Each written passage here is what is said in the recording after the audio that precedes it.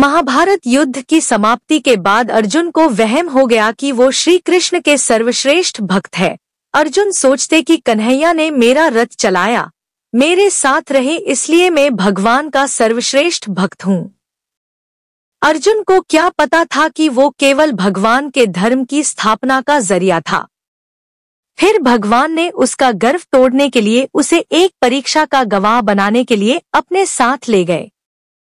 श्री कृष्ण और अर्जुन ने जोगियों का वेश बनाया और वन से एक शेर पकड़ा और पहुंच जाते हैं भगवान विष्णु के परम भक्त राजा मोरध्वज के द्वार पर।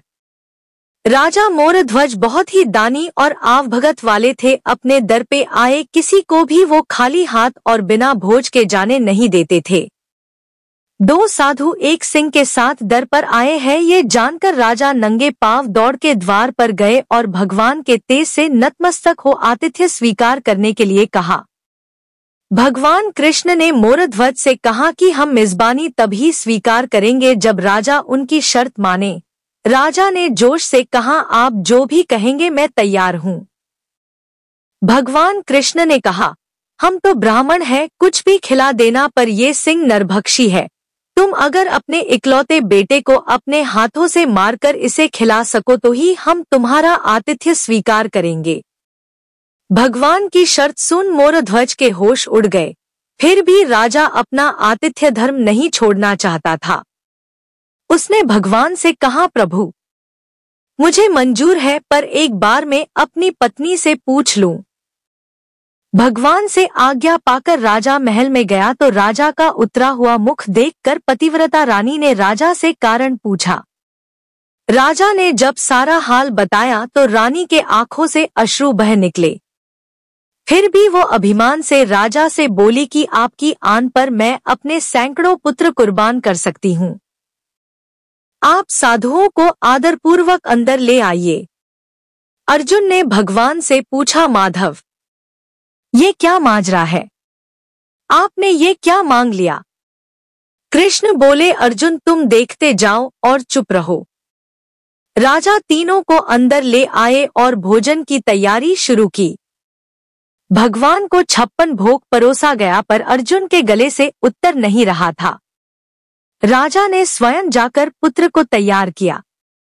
पुत्र भी 3 साल का था, नाम था रतन कंवर। वो भी मात पिता का भक्त था। उसने भी हंसते हंसते अपने प्राण दे दिए, परंतु उफ ना की।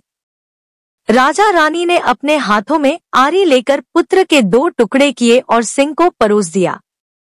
भगवान ने भोजन ग्रहण किया, पर जब रानी ने पुत्र का आधा शरीर देखा तो वो आंसू रोक न पाई।